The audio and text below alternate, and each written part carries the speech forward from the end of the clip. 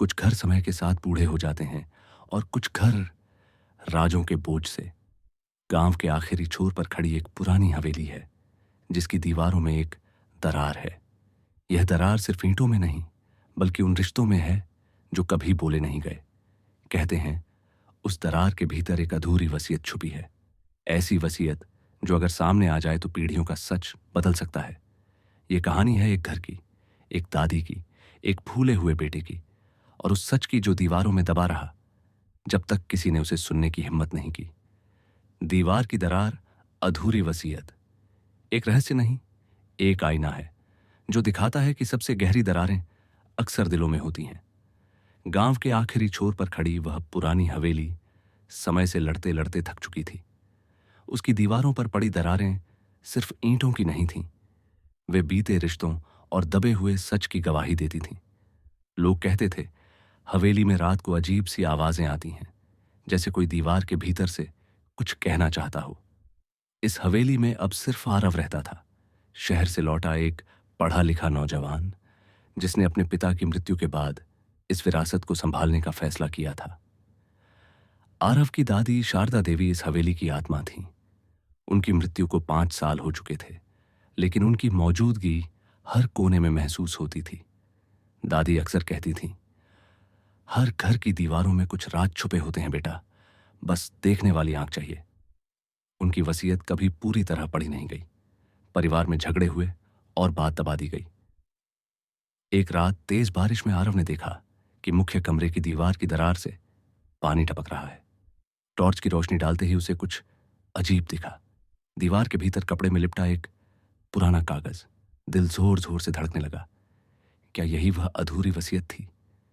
आरव ने दीवार को थोड़ा तोड़ा। अंदर से एक लोहे का डिब्बा निकला। उसमें दादी की लिखी वसीयत, एक पुरानी चाबी और एक नाम, मोहन। मोहन, जिसे परिवार ने कभी स्वीकार नहीं किया। गांव के बुजुर्गों से पता चला कि मोहन दादी का छोटा बेटा था, जिसे संपत्ति के लालच में घर से निकाल दिया गया।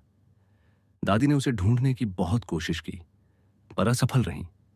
वसीयत में लिखा था, यह हवेली उसी की है जो सच को अपनाए, न कि संपत्ति को। आरव को अपने पिता की बातें याद आईं, कैसे उन्होंने मोहन का जिक्र तक नहीं किया। दीवार की दरार अब उसे एक जख्म जैसी लग रही थी जो सालों से रिस रहा था। उसने ठान लिया, मोहन को ढूंढना ही होगा। कई गांव, कई शहर, आखिरकार एक बूढ़ा आदमी मिला, कमजोर, बीमार, लेकिन आंखों में वही हवेली बसती थी। वही था मोहन। आरव ने उसके पैर छू लिए। मोहन रो पड़ा। आरव मोहन को हवेली ले आया। उसी कमरे में, उसी दरार के सामने उसने पूरी वसीयत पढ़ी। मोहन को हवेली सौंप दी गई। दीवार की दरार अब भर दी गई थी, सीमेंट से नहीं, सच और अपनापन से। हवेली में फिर से दिए जलने लगे। हंसी की आवाजें लौटीं। लोगों ने कहा, अब हवेली जिंदा लगती है। आरव ने शहर लौटने का फैसला किया, लेकिन दिल यहीं छोड़ गया। मोहन के आने के बाद हवेली में रौनक लौट आई थी, लेकिन आरव महसूस कर रहा था कि कहानी यहीं खत्म नहीं हुई।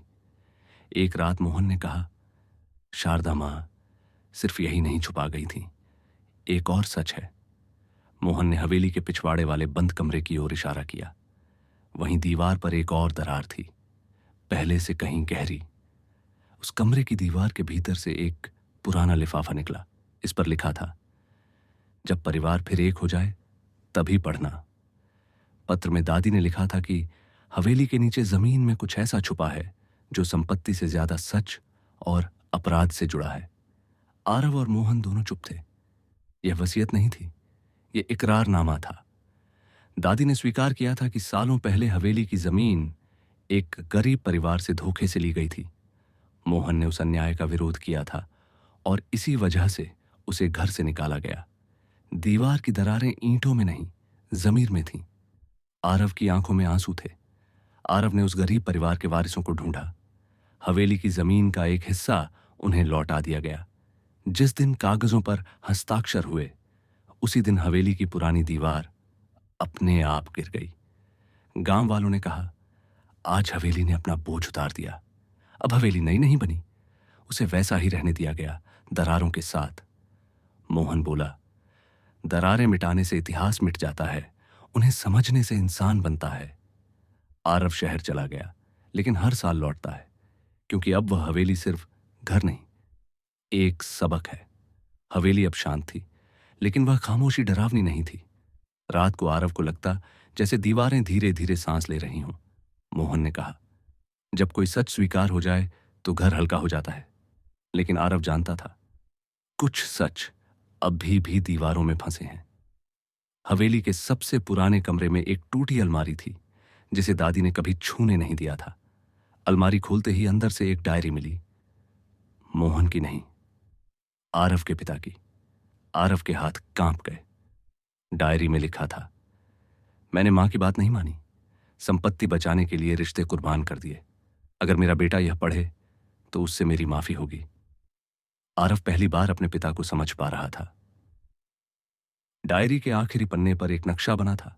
नक्शा उसी दीवार का था जहां एक तीसरी दरार दिखी। जब दीवार खोली गई तो अंदर सिर्फ कागज नहीं थे, एक पुराना कंकाल था। गांव में हड़कंप मच गया। पुलिस आई, जांच शुरू हुई। सच सामने आया। वह कंकाल उसी गरीब परिवार के मुखिया का था जो सालों पहले अचानक गायब हो गया था।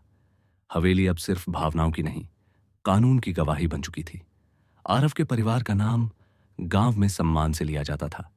अब लोग फुसफुसाने लगे। मोहन ने कहा, नाम बचे या सच, दोनों साथ नहीं चल सकते। आरव ने सच को चुना। केस अदालत पहुंचा। आरव ने हवेली, जमीन और संपत्ति पीड़ित परिवार को सौंपने की गवाही दी। जज ने कहा, आज पहली बार किसी ने विरासत नहीं, इंसानियत चुनी है। फैसले के बाद हवेली खाली हो गई। दरारें और चौड़ी दिखने लगीं, लेकिन अब उनमें डर नहीं था, सिर्फ स्वीकारोक्ति थी। मोहन गांव छोड़कर तीर्थ यात्रा पर चला गया। सालों बाद आरव गांव लौटा। हवेली अब एक स्मृति स्थल थी। दीवार पर लिखा था, यह घर सच ने बनाया और झूठ ने तोड़ा। लोग यहां सीखने आते थे। आरव ने आखिरी बार दीवार को छुआ। एक छोटी दरार अभी भी थी। वह मुस्कुराया। यह दरार याद दिलाती है कि इंसान कभी पूरा नहीं होता। और वह चला गया। और आज जब हवेली की दीवारें चुप हैं, तो उनकी खामोशी में भी एक आवाज है, क्योंकि हर दरार टूटने के लिए नहीं होती, कुछ दरारें सच बाहर लाने के लिए बनती हैं। अगर यह कहानी आपको सोचने पर मजबूर कर गई हो तो समझ लीजिए, कहीं ना कहीं आपके अपने घर की दीवारों में भी कोई अधूरा सच सांस ले रहा है। सच से भागिए मत, क्योंकि देर सवेर वह दरार बनकर सामने आ ही जाता है। अगर यह कहानी आपके दिल तक पहुंची हो तो वीडियो को लाइक करें, चैनल को सब्सक्राइब करें और कमेंट में बताइए। फिर मिलेंगे एक और कहानी के साथ जो दिल को छुए और सच से रूबरू कराए।